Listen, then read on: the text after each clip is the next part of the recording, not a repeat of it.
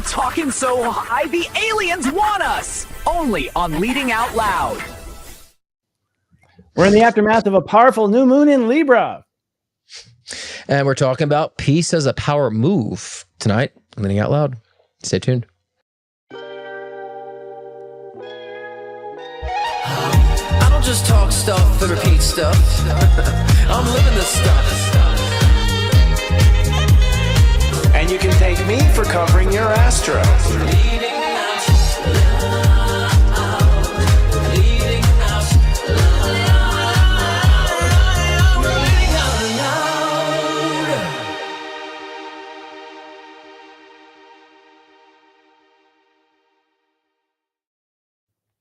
Welcome to Leading Out Loud, the spiritual shift show that's luminous and discerning. I'm psychic astrologer Christopher Witecki, the sensei to Sirius Joy. Oh, are you? I can't hear you, Scott. Can you guys? I hear you. Leading Out Loud. Muted. I was muted. You hear me now? Yep, we can hear you. Okay, all right. So I'm Scott Cruz, psychic medium and mentor with scottcruzpm.com. How are you doing this week, Christopher? How's everything going? I'm all right.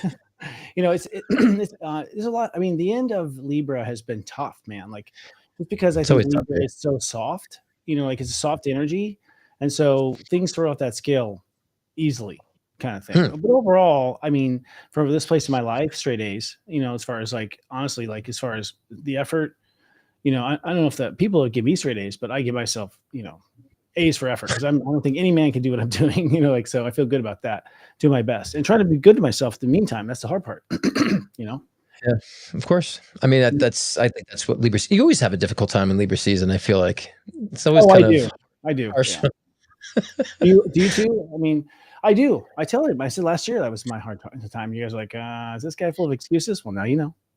No, it's just it's lifestyle for Tauruses. It's lifestyle, and for me, as the Leo rising, it's my mind. So it's like my mind going back and forth, my lifestyle going back and forth at the same time. Too many things moving, too many moving parts. Yeah, I've been kind of like stopping and smelling the roses type of thing. Like taking a break from the mundane and enjoying just like going for a walk. We have fall here, so it's like the leaves are like gorgeous, like yellow, red, and orange. Yeah. So just enjoying that. Season right now. So I've been keeping it very simple. But there has been some challenges where I've been faced to like, do I really want to confront this, or can I nurture and confront at the same time? I'm like, I'll nurture this and confront at the same time. So have a couple. It's usually Libra season. I have people who are really testing my patience, but I'm kind of in a mood where like I'm not in the mood for it. So just kind of put it in place. So I'm thinking I'm getting like ascension tests. Like these are tests like, for me too. That's I'm trying out for like, ascension school, I think. And so all the stuff, the classic stuff that goes back in history is like one last time in a way you never thought of. Boom, kind of thing. And so it's like, whoa. But at this point, you can't spook me anymore. It's just like, okay.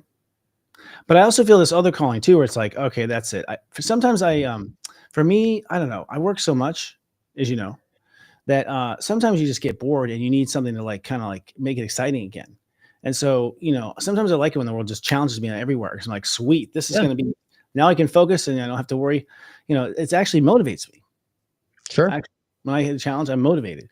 It's hard to stay motivated when things are going great, actually, for me, because I'm a fixer. When things go great too much, I get a little bored. So sometimes I feel like I crave a little more challenge. I crave something to like push me into like mode. I don't like to be, I'm just not, like you said, not in like thinking mode or projecting mode or so, and that's creative. And that's to me being creative. A lot of people say creating reality. I'm like, creating reality means that you're actually taking these experiences and you're turning it to something unique in your life. And so I think we're not having those challenges. We're not being creative so much.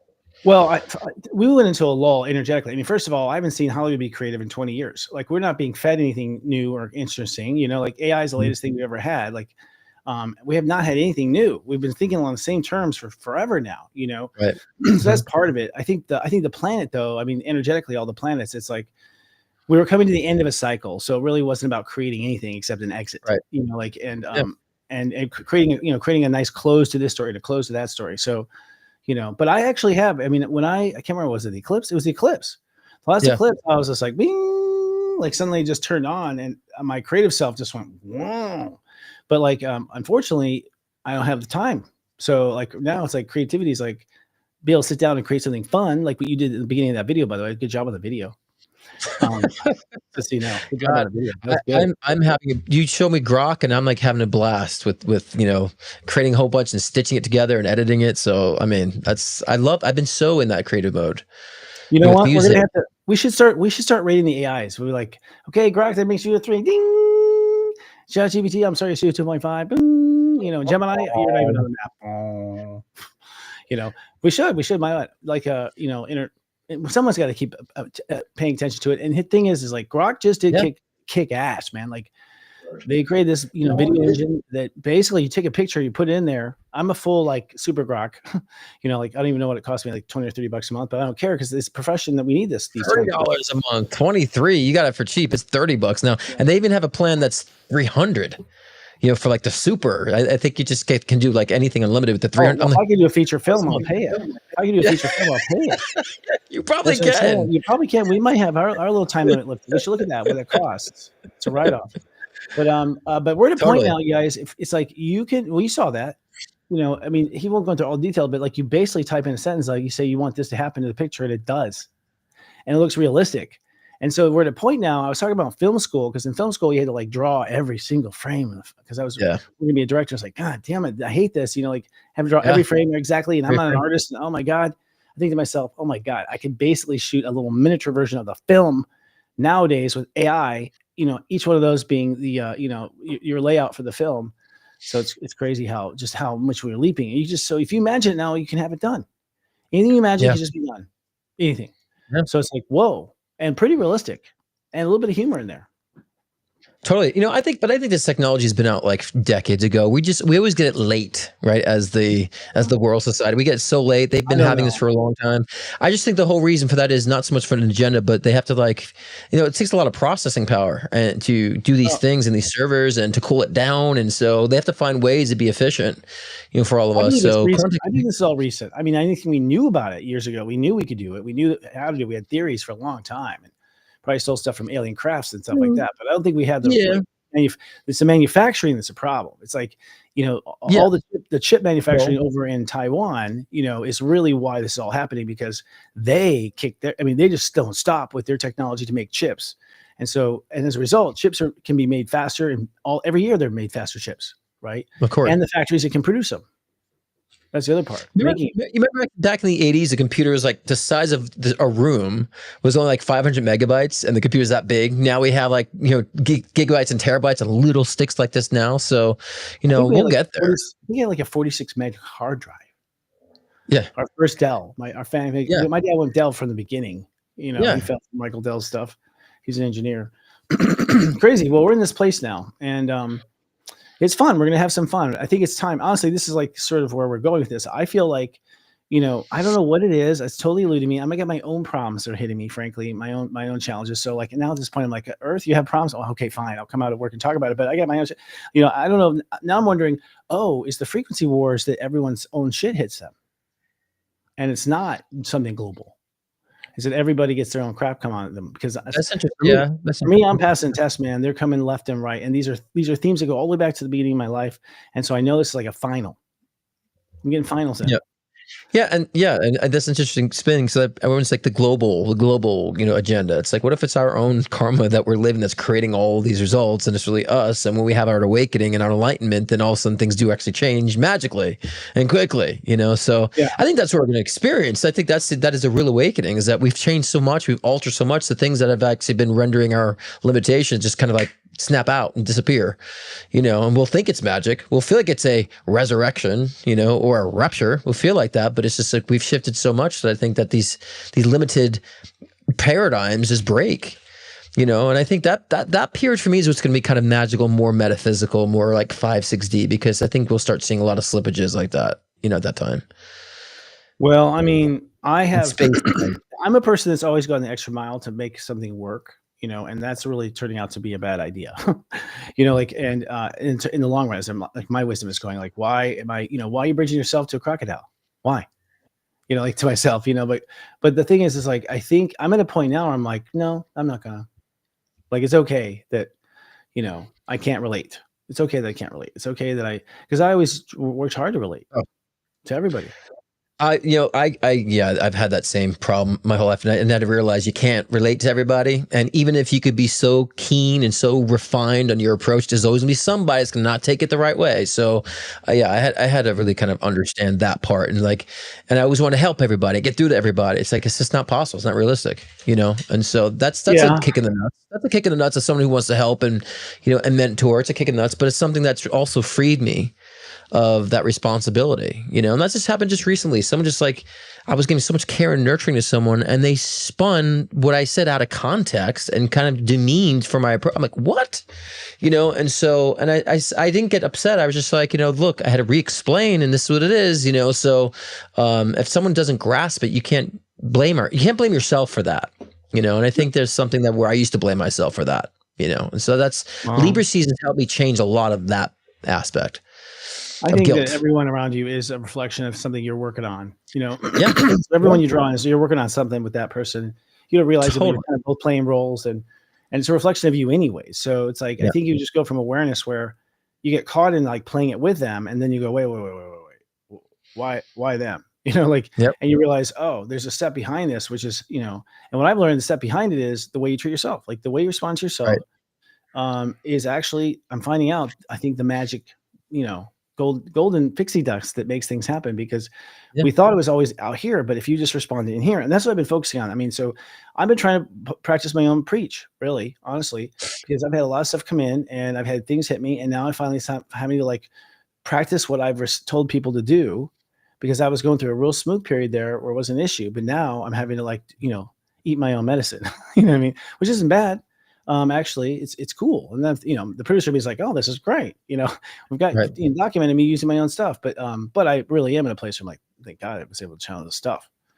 Well, I think for all of us, it's hard for us to really understand that sometimes we're in the correct, because I spent the whole time judging and taking the fault for things, and things I shouldn't take the fault for, responsibility for things. So it took me time to realize, no, I'm good here. I'm not the blame here, right? And so in these situations where I'm not the one that is off here, it took some time for me to allow myself to say that, because I've always wanted to be humble and always look within to say there's always something I can change. But that's been my lesson. And so when I had that situation in how I responded, I was like, wow, I didn't feel guilty. I felt like I stood, with my own power, and I also did not get defensive or about it.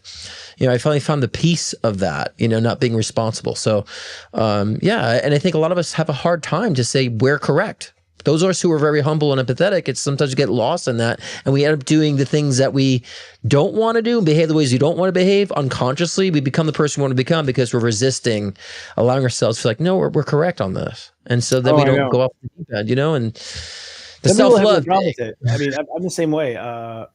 But the hard part for me is, and this, I don't care what it sounds like, but the fact that they go away thinking they're right and I go away thinking I'm right, and that just bugs me.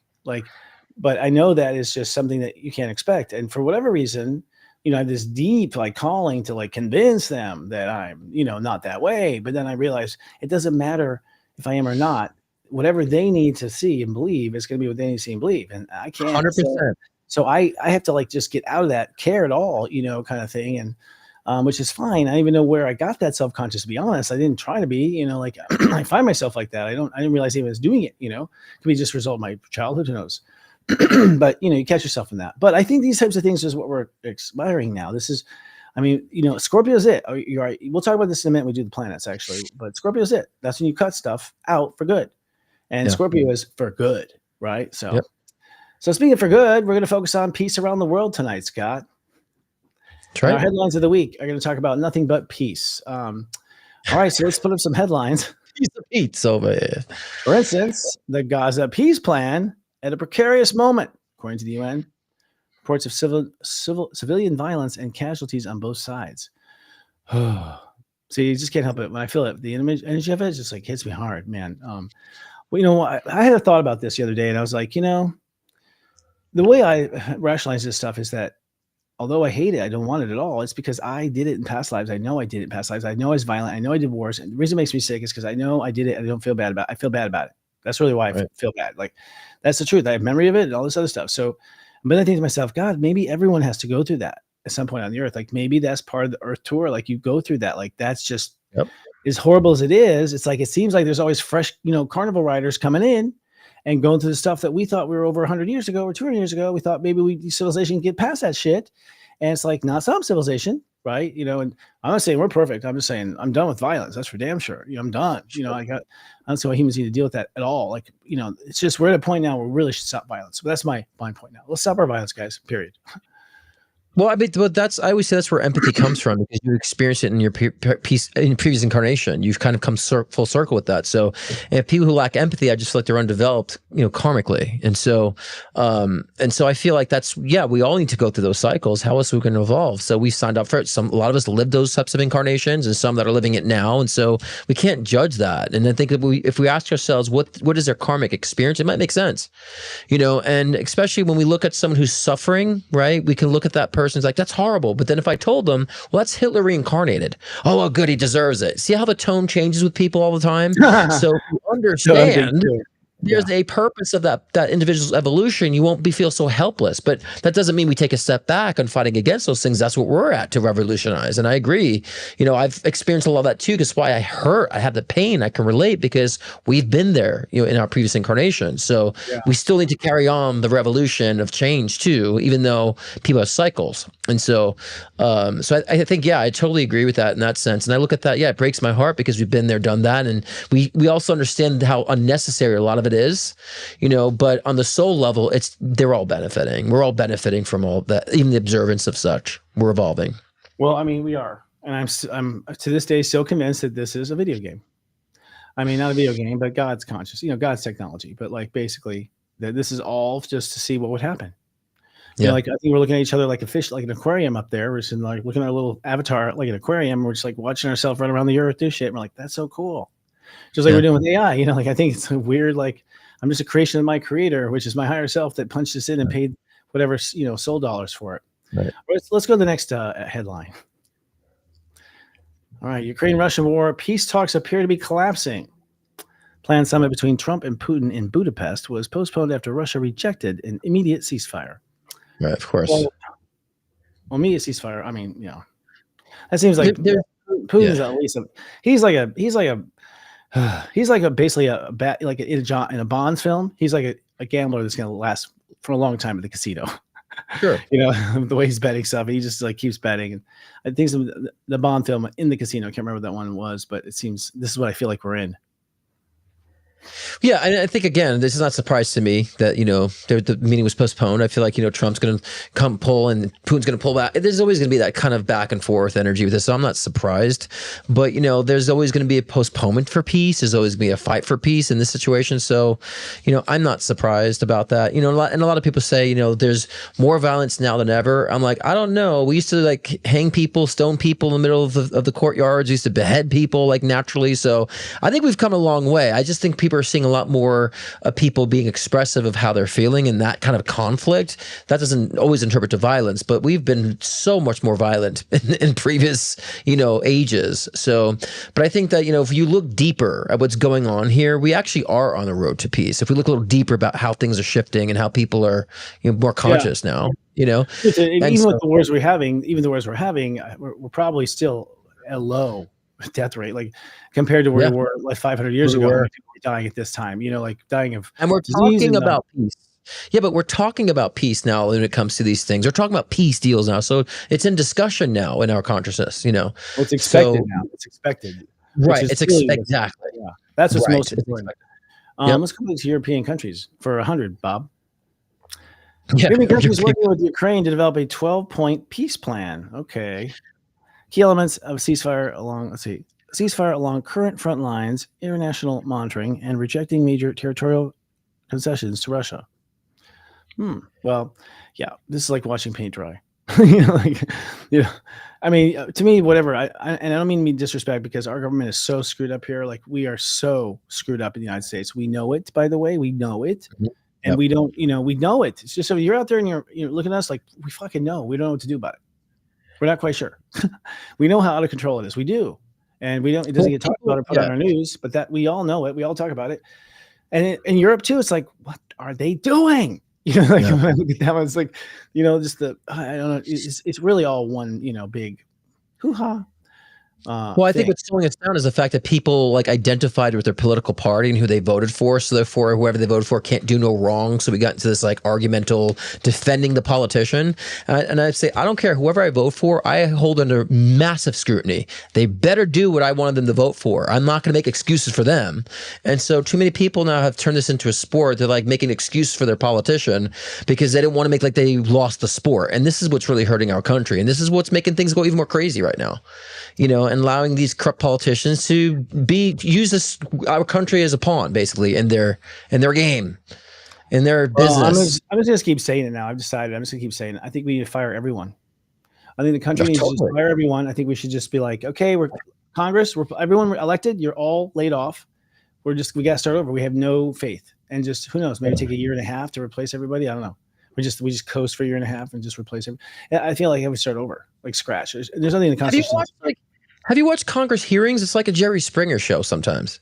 It is. How they're bickering. It's like they really talk. Have you watched England's? They are literally like a Monty Python show. It's like whoa, crazy. All right. Our next item on the bid today is No Kings protests draw mass turnout across to decry Trump. Demonstration in U.S. cities described as largely peaceful. Estimated 5 to 7 million people attended across the U.S. That's a lot. I will say, like, we had one in Reno, Carson, and Lake Tahoe, and so we kind of drive through because we were going to Lake Tahoe anyways for some cookies that we saw someone make, and so we saw them. And yeah, they were very peaceful. They were like people cheering, dancing, and so yeah, it actually was. I know. Like years ago, they were saying peaceful protests when it wasn't peaceful protests. They were burning shit down, but in this case, they have been. People were handing out drinks and snacks, and the three I've been to were big, and they're pretty chill, pretty cool. They're all kind of like.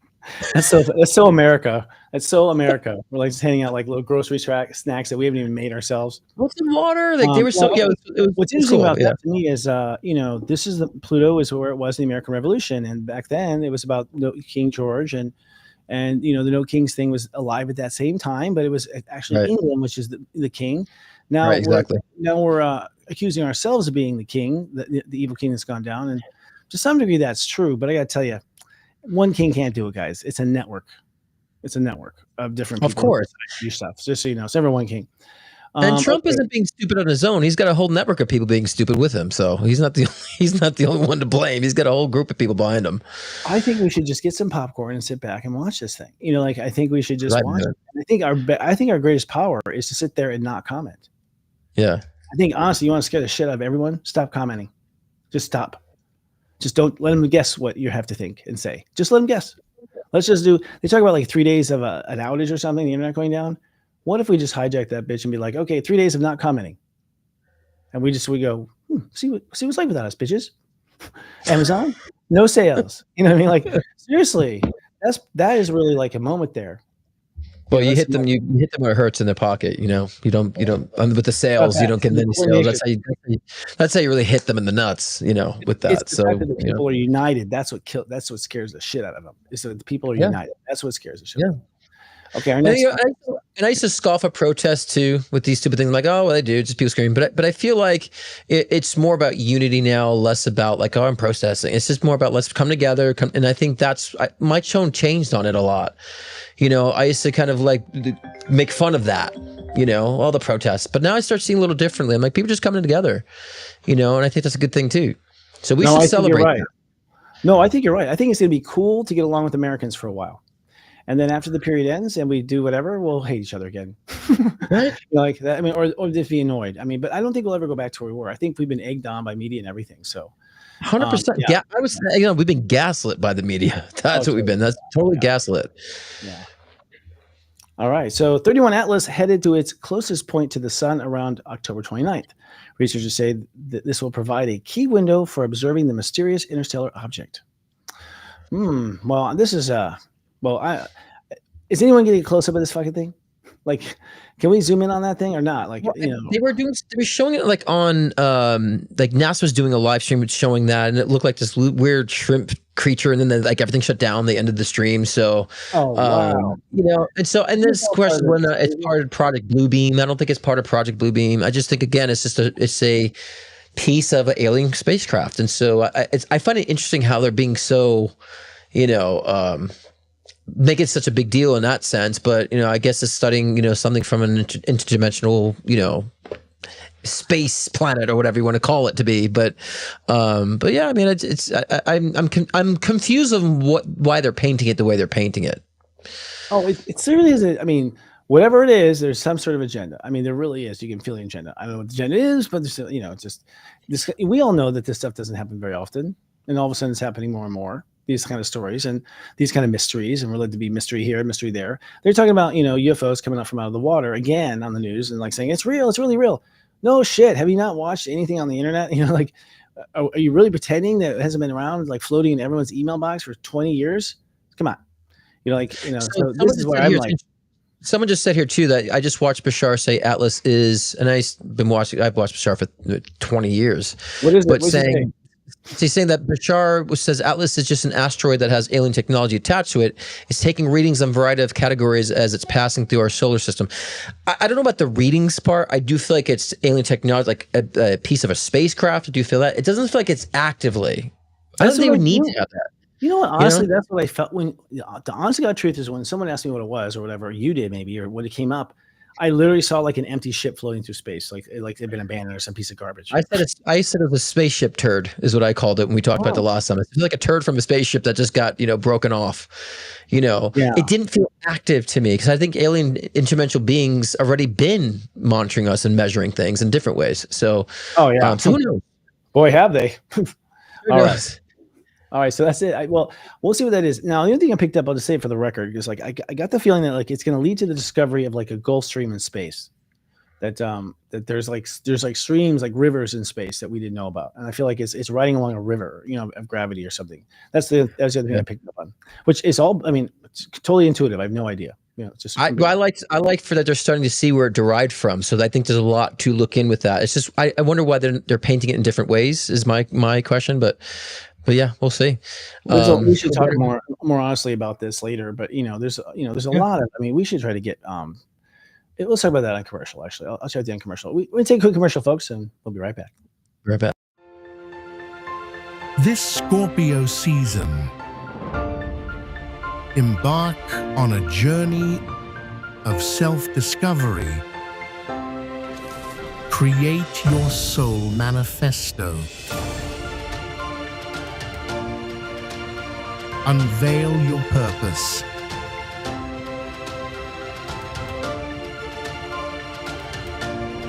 Live your truth. Welcome to 40 Days of My Truth and Purpose. Enrolling now, only at Sirius Joy Academy.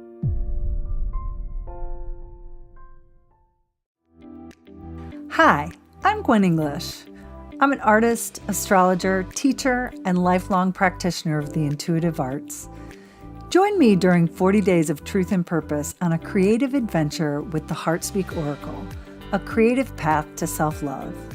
Heartspeak Oracle is a guided creative course designed to help you connect with your higher self, inner wisdom, and divine guidance. As a companion to Christopher Witecki's 40 Days of Truth and Purpose, this journey invites you to create your own intuitive oracle deck. No art experience required. If you can cut, glue, and open your heart, you're ready to listen and let your heart speak, connecting you to your divine truth and purpose. Join me this Scorpio season as we dive deep into the magic of truth and purpose with the Heartspeak Oracle. I look forward to seeing you.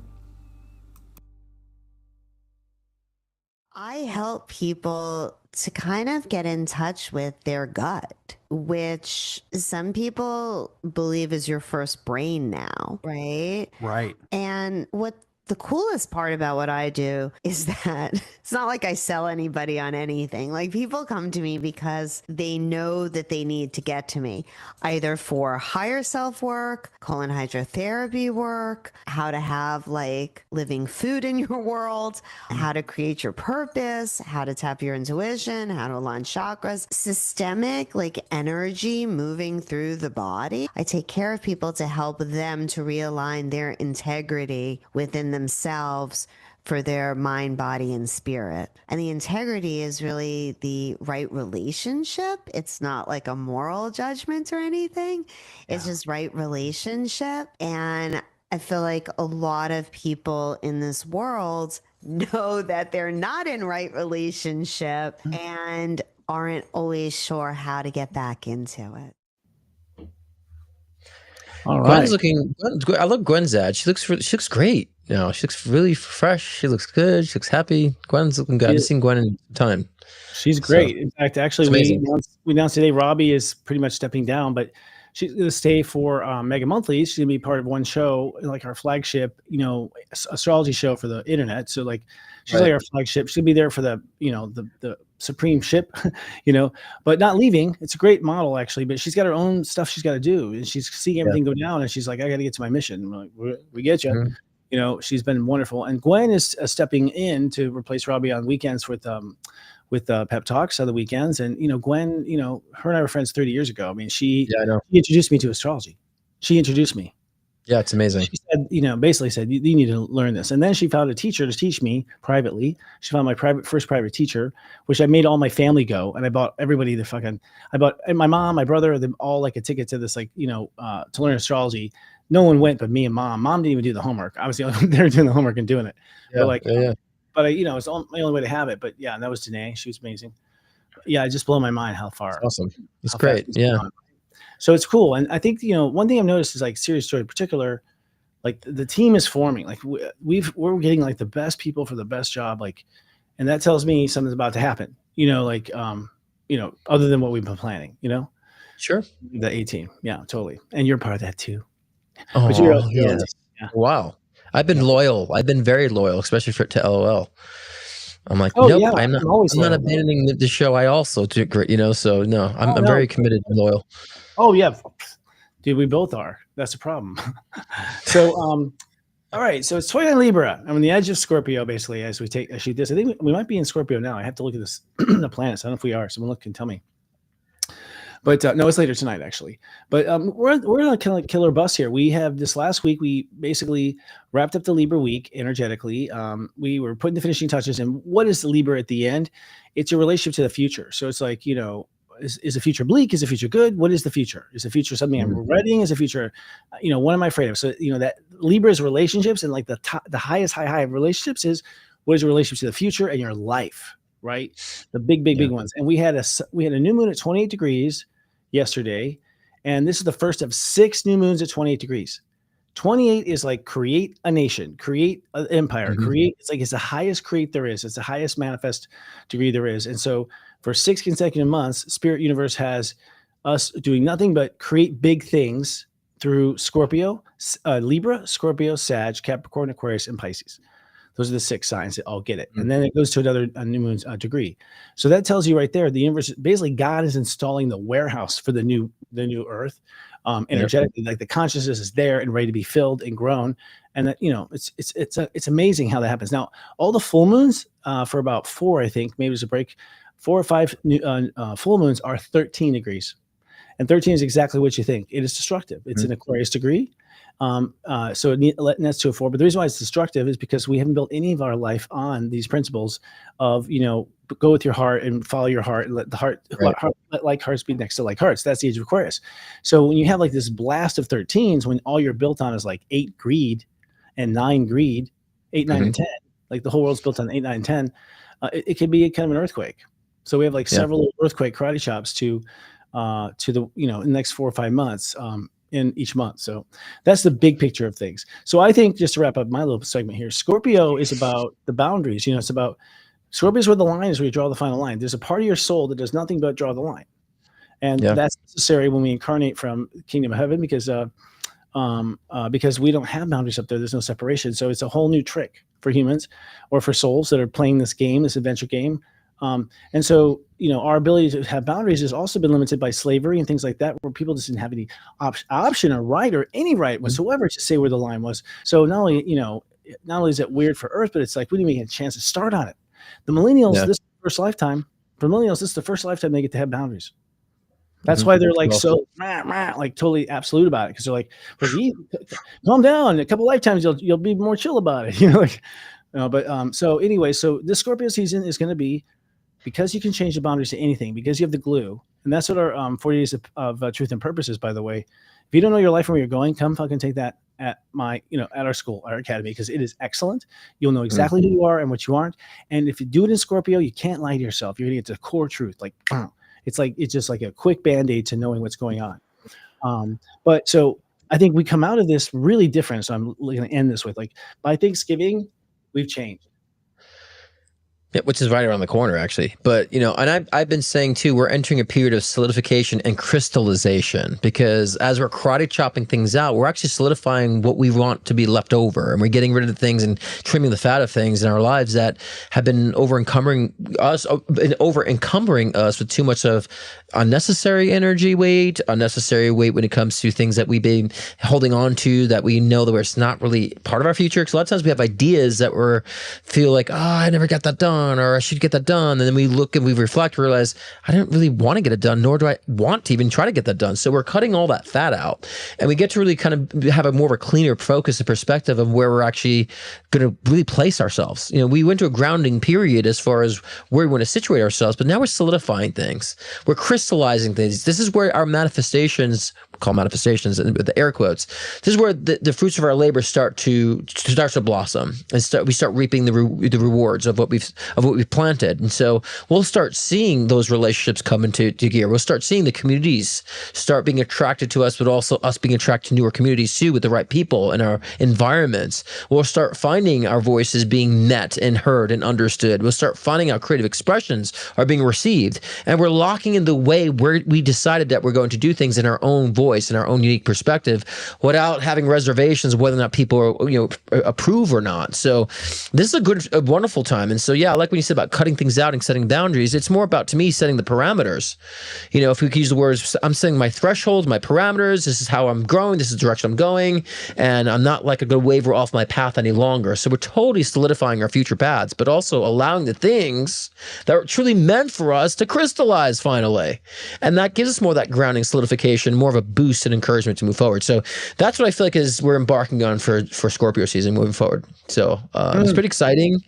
And I, even looking at my chart, it's a lot of major changes. A lot of what my chart was talking about, more about the public. So it's like interesting. So I've actually come to a solidifying about where I want my voice to be and how I want it to be, portrayed, that I think that now that I've checked that box, then of course is more public involvement. So, so yeah, it's a wonderful period, I feel, in that regard.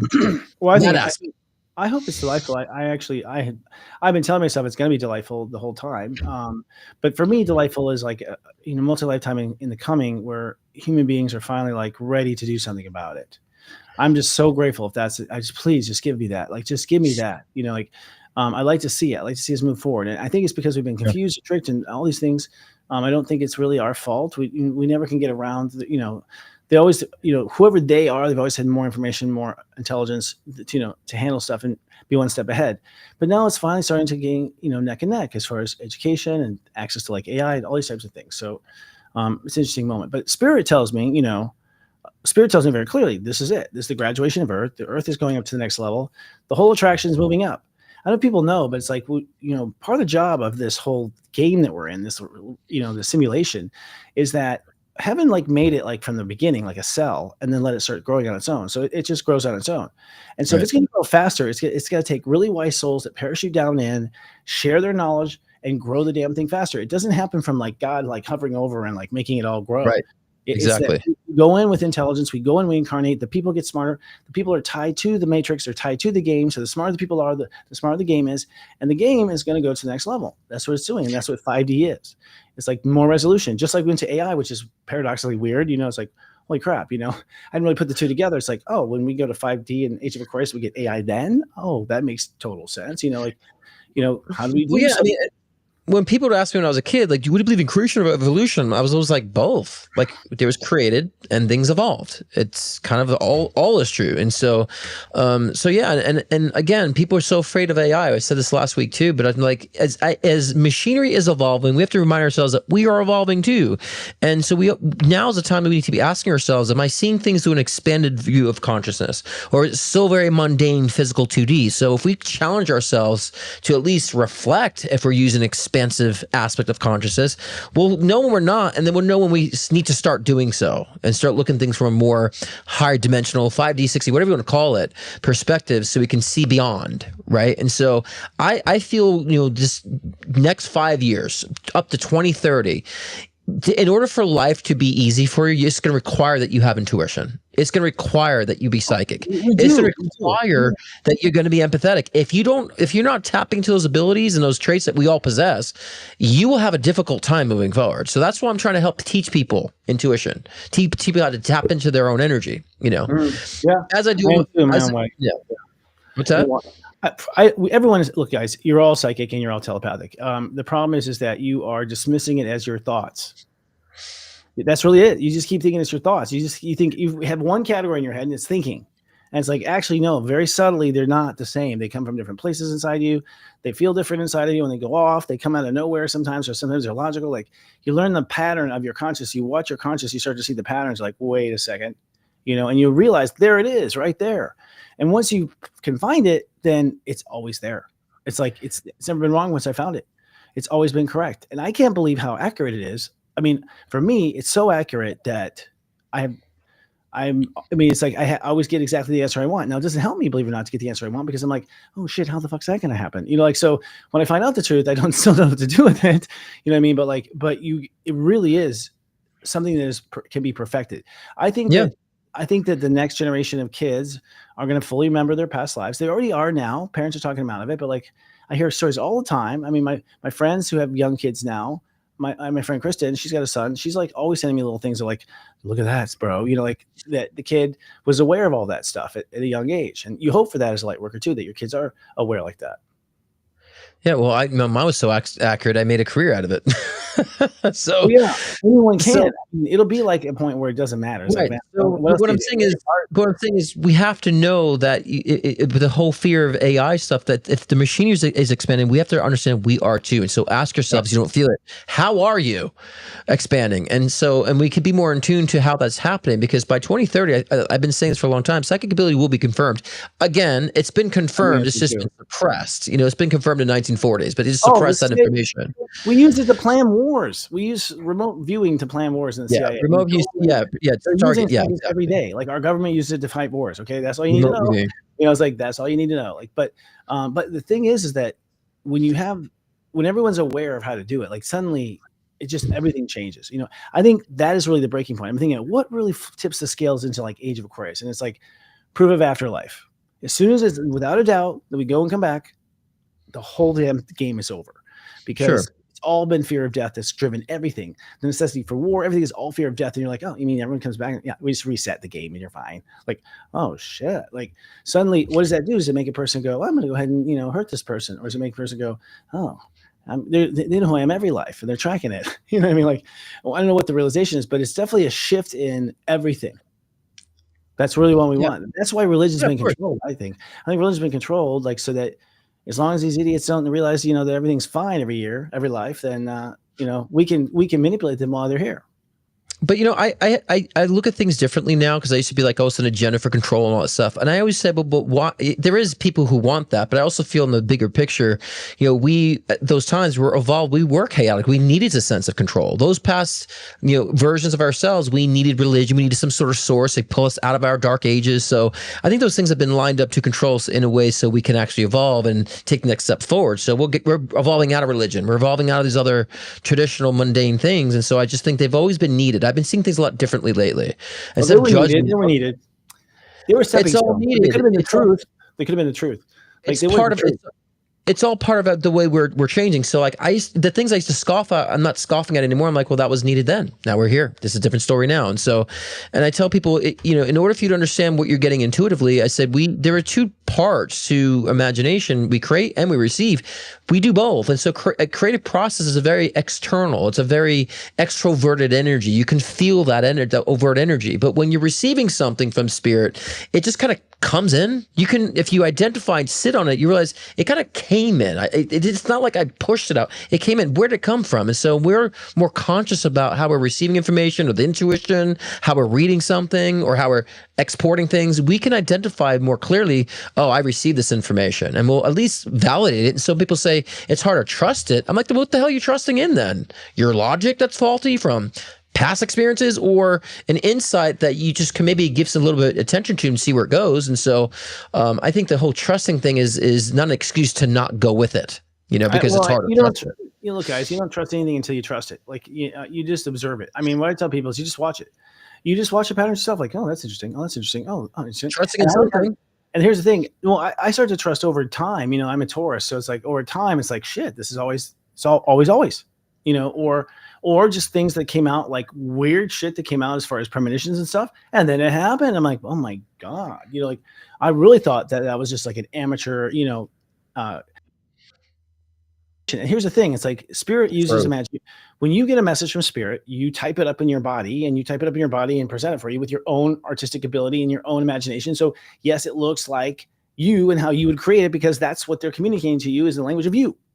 Like you're being communicated through language of you, the Morse code that only you know, and the imagination that only you know. And it's exactly how you would do it if you were to do it, only you never requested to do it. You never thought about doing it. It just did it. Well, yeah, your energy is creative and also receptive. We just have to understand our duality and at least the multidimensional aspects we have. But, it can be difficult to tune in. But, that's why I do offer Intuition Builders courses on my site too, as well as live readings and mediumship sessions. But also I do my live shows every Thursday. Tomorrow I'm talking about Hauntings Decoded, the differences between ghosts, spirits, all that great stuff. It's perfect for Halloween season right now. So I'll also be doing live readings as I always do every Thursday at 6 p.m. Pacific time, 9 p.m. Eastern time. Join me tomorrow. And of course, if you want to book a one-on-one private reading with me, it's scottcruzpm.com. And again, I do offer live readings, mediumship sessions, and also, like I said before, Intuition Builder courses to get you in gear to understand what your abilities are and how to harness them. So check me out either tomorrow. Is that a Halloween costume? Yeah, it's a Lucifer type of costume. Perfect for Halloween. Yeah, let's check it. All right. That's not my regular wardrobe. No, it's. Do we have a commercial? Do we roll commercial or do we not? If we do, we should roll. Nope. Scott Cruz is popularly known for his life-changing one-on-one readings to also guide in your soul ascension journey. With life readings, get insight into your relationships, career, health, trauma healings, past life regressions, and more. Want to connect with a loved one who's transitioned? Scott's mediumship session can be the gateway to you and your loved ones in spirit, bridging the gap between the physical and the spiritual realm. If you want to enhance your own psychic ability, Scott's Intuition Builder session can help expand your psychic and mediumship abilities. So sign on to scottcruzpm.com to book your own personal session today.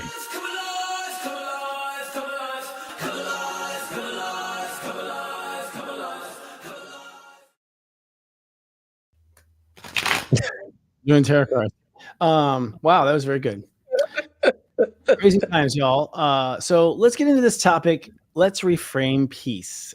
What is peace? And so our EP suggests that peace isn't passive. Peace isn't passive. Yeah, and I think that's a good way to think about it, because I think people may associate peace with like no movement or no progression. And I always say, when I'm at the most peace, I'm the most productive. Like I'm not sitting back. And so like peace just means you're at a nice resolve. And peace doesn't mean you're jumping for joy. Oh my God, I'm so excited. Like that's also energy that's out of alignment. Peace is this very solid grounding energy in that sense too, but also connected to spirit. So yeah, I find when I'm in peace, and I'm sure when you're in peace, like just you're most productive, you're most creative, most effective, so yeah, it's not passive. We're not sitting back. And I'm in at 9. I'm never at peace. I mean, like it takes motion to calm me down. It takes motion to calm me down. I need to be calm down. But that's what we're saying, Christopher. It's not passive. So if motion gives you peace, it's not passive. That's a good thing too. No, I agree. It's good, but I don't know if I've ever felt peace. Peace is not compliance without justice isn't sustainable. Peace is not But wait, compliance. hold on a second. Hold on. You said you didn't feel peace. What do you think peace is?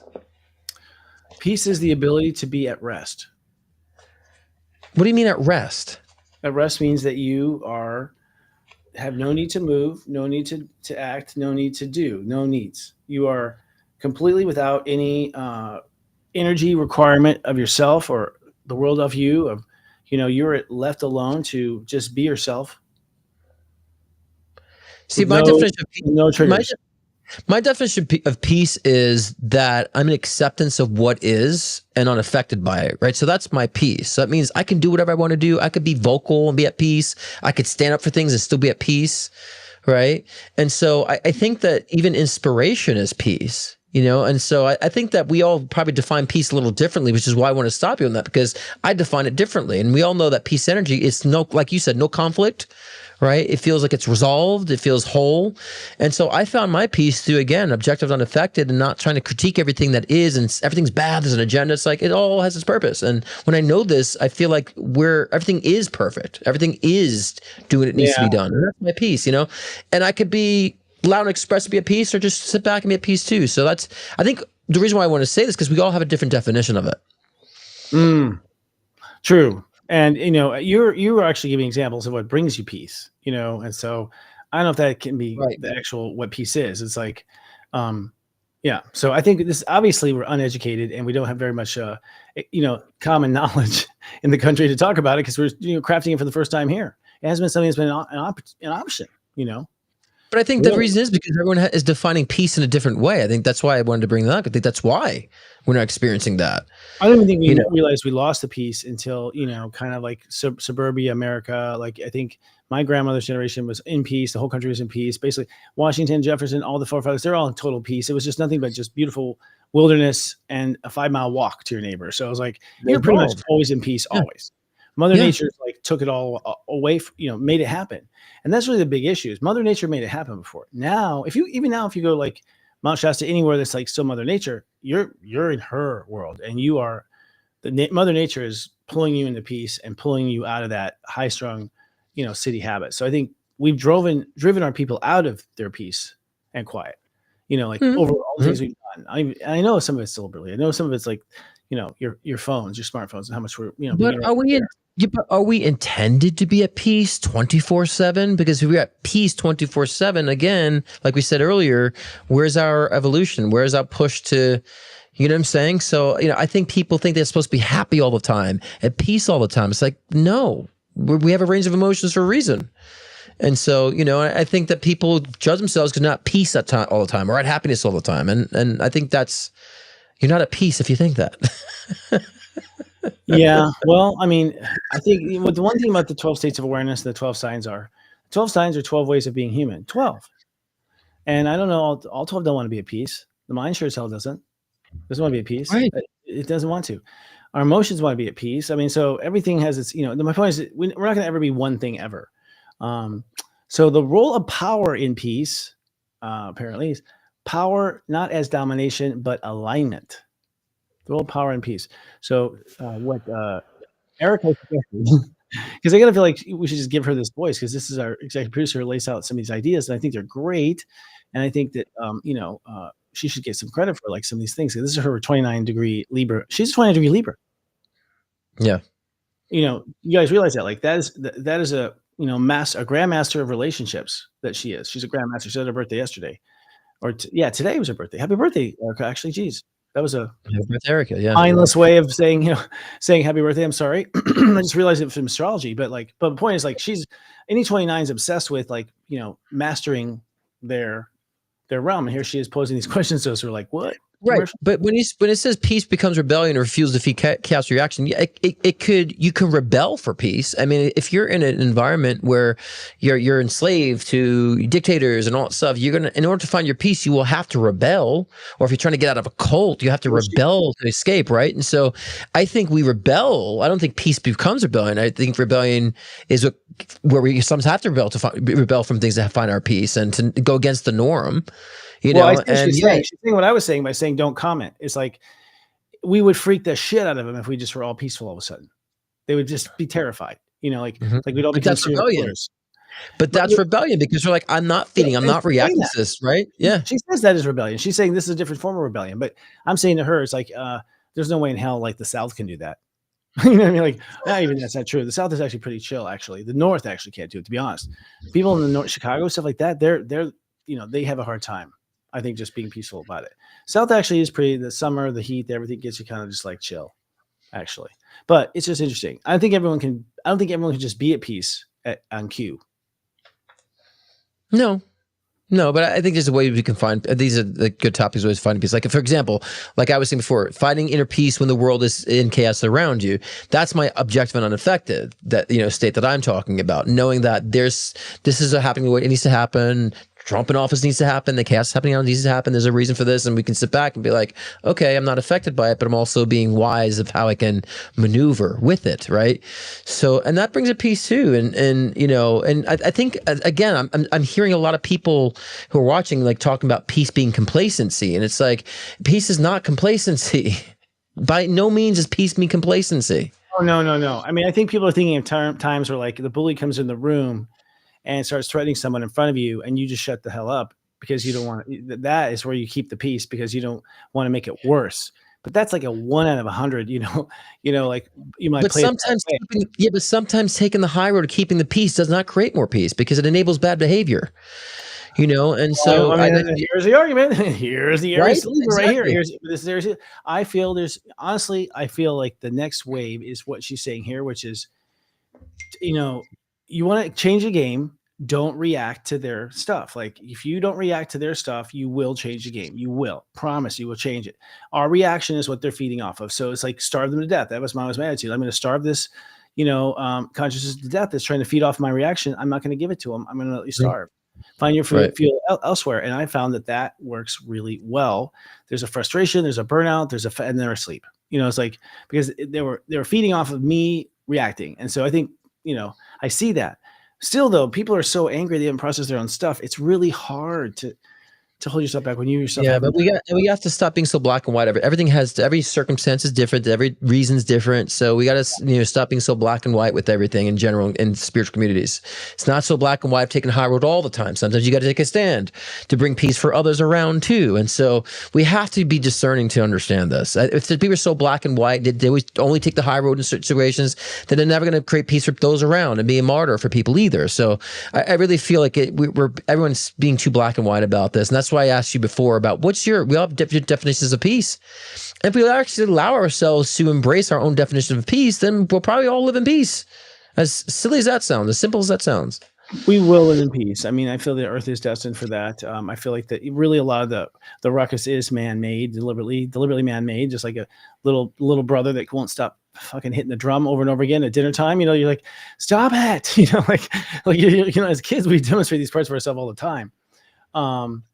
Peace and practice. So I do think that, finding inner peace when the world is in chaos around you, that's the next move, guys. Like, so as what we call light workers, I think light worker, find the inner peace, find your peace when the world is in chaos. I think that's the mantra for what has to happen next. When the world goes a little schizoid and goes whatever it does, we have to keep our inner peace. That's, I feel, our job is to stay our peace, because as long as a percentage of the intelligent, grounded people remain calm, the overall tone of everything just stays there. And I think that we are capable of it. And, we're also so tired of seeing the same old shit. It's going to be like, yeah. Mm-hmm. I mean, part of me is just like, show me something different, like kind of thing. I'm at a point where I'm not getting spooked, I'm not going anymore, so peace and practice. Choose stillness before you choose words. Oh man. Oh, that's a hard one for me. Well, I mean, this is a simple way of saying, to think about what you're speaking about. I mean, honestly, choose stillness. But that's another way. Some people have to sit and be quiet, but I think that that's the practice that we do. This way we can actually think before we speak. I think that's kind of the cliche that she's meaning. Mm-hmm. So this way we speak with purpose and speak with refinement. I think that's what the goal always is. But that's if people just a lot of people reactive, Christopher. I mean, that's the problem with our world today. People just react without thinking, and they're on a program and a loop subconsciously about what they've been fed. So defending that belief, because if they kill that belief, then they're dead. Their identity goes. So it's just react. react. And that's what we got now. And so the stillness is definitely going to help people to find like where they sit and where they really situate themselves. And then, they'll have more peace with that when they're out of a loop. It's like an animal that's suffering. I see just some people just suffering in this loop, and it's like, it's so stressed. It's a stressful state. Yeah, it is. And actually, I mean, the step system shows you how conscious stacks. And so, you are not supposed to speak up according to the step system. You don't speak or think until step 5. It's the 5th step that you actually bring the mind and the mouth into it. And it's the 9th step that you actually do something about it. So we are bringing the mouth and then 9. We're going 5, 9, 5, 9, 5, 9, 5, 9. Well, you were just describing as 5, 9, like mind, ego, mind, ego, mind, ego, mind, ego. The ego pisses off, the mind takes off. It's like two people fighting, and the ego barks, and then two dogs are barking. The mind barks, and then the ego barks, and then the mind barks back, and the ego barks back, and that's what we're just back and forth, back and forth. Yeah. All right. Yeah. Yeah. That's it. We've solved everything. So yeah, stillness is hard for me, but that's my own thing. I'm kind of like, I don't know, my energy has always been off the hook. Like it's just like I just want to fly like a hummingbird. I just want to do create rituals that regulate your nervous system. Breathe, nature, meditation.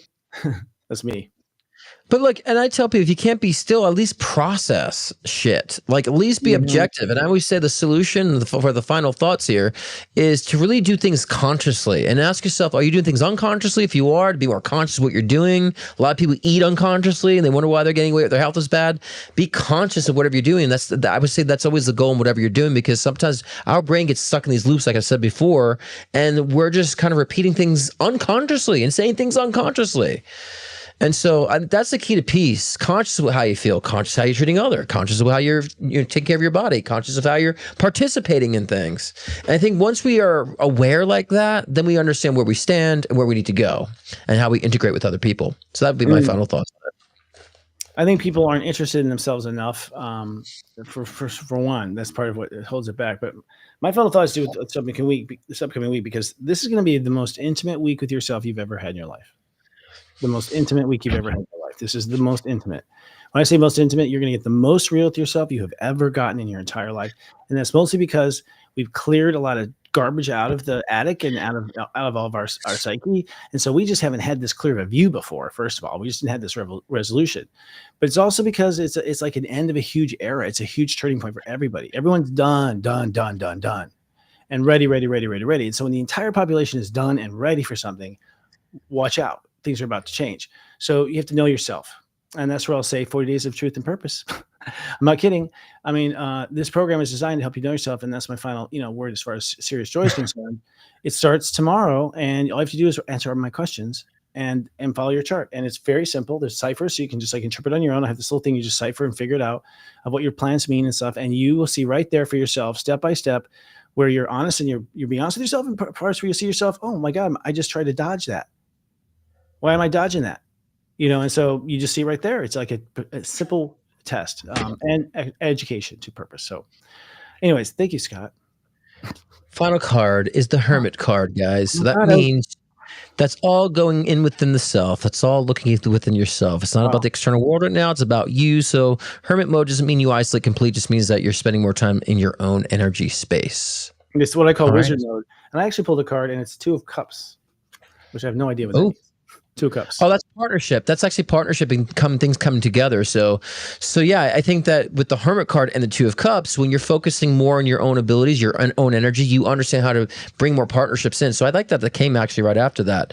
And so, partnership, and that could be with business, it could be with relationships, it could be so many other different modalities, but just understanding that you have a partner in crime is good. When you understand the self, you attract that easily. Someone can mirror and it's all about mirroring energy too. So, that's true. Yeah, he's right. Well, and that's how it's going to work when we get in. That's how it's going to work when we come into cultures. So I feel, and I'll just say this now because I feel like it needs to be said. Y'all, we're going to all find the people that we like to get along with, and we're going to hang out. That's what's next. I'm not kidding. That's what's next. You're going to find the people you like and you're going to hang out. And let me tell you, I'm starting to find those people, and I'm having a blast. Because I think that's the next stage. The next stage is really kind of a party phase. We're going to party. And I've always known that's going to happen. I mean, parties, like everyone's just be excited, hang out, stay up late, eating food all night, around the kitchen, blah, blah, blah. Like whatever your version is, it's going to be wow. Just being with like kind of souls. And that's where we're next. I think that's next. Sure. And and then it's in that space that when something happens there in that group, that's where we start to get the collective vibe. We're like, well, you're not messing with all of us, like suddenly there's this like, team, because we've been separated. So yeah, migration. Interesting. I pulled a card tonight too. That's crazy. All right. So that's it, folks. Just let you finish up there. Your final thoughts. But yeah, what's next week? I'm just going to see you next week. We're talking about being fearless and free just in time for Halloween and Samhain. Spooky. Scott, don't forget to share your show. Oh yeah, again, guys, tomorrow night, 6 p.m. Pacific time, 9 p.m. Eastern time, my live show. Join me tomorrow. Live readings and chat, which I am talking about hauntings decoded, ghosts versus spirits. So just in time for the holiday. And again, get your live readings in or scottcruispm.com. That's how I'm signing off. There's the banner there. I should have put fangs on that picture too. So oh, goodness. But some of you question about the different dimensions of spirit. Is that a ghost, spirit, or soul? So I get into the depths of that and poltergeist that I've experienced growing up too. So yeah, tomorrow night. Good stuff. All right, folks. Well, don't put up with the shift show. Make sure it's all about you this week and lead out loud. Good night, guys. You have your show tomorrow too, right? Christopher, we didn't talk about that. Fridays. Well, no. Yeah, you have your show on Friday. I'm moving it to Sunday now. Sunday, interesting. I'm going to move my astrology to Sundays. Did you get a consensus on that? No, it's spirit. It's spirit. Interesting. Okay. AI says the same thing. No, I'm not kidding. I'm serious. I've been doing it. I mean, I've always felt like it's kind of a Sunday thing, I didn't want to do church, so I was like, ew, church. And so I never did. Coming up on Serious Joy. Master astrologer Robbie Hunt is airing her last self-study haul this Wednesday. Join Robbie for her discussion on the gift of your sun and how owning it changes the world. The best